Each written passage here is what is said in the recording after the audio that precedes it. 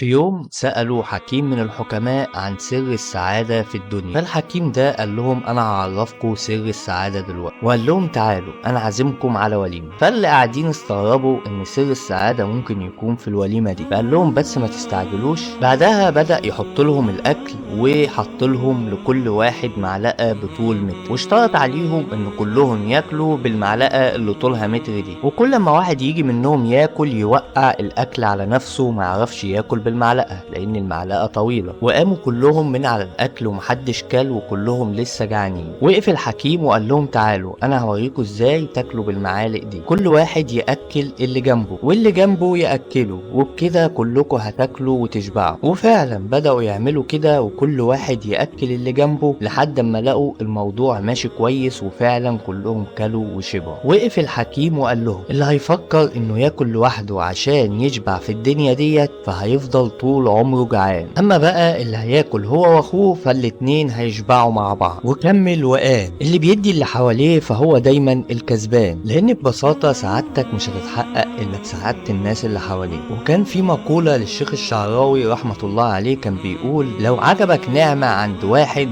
وحبب النعمة دي تجيلك فافرح له من قلبك لان النعمة دي عنده، وما تحقدش عليه عشان الحاجة دي عنده وانت مش عندك، ده بمجرد انك تفرح بيها فربنا ممكن يرزقك زيها او احسن منها كمان.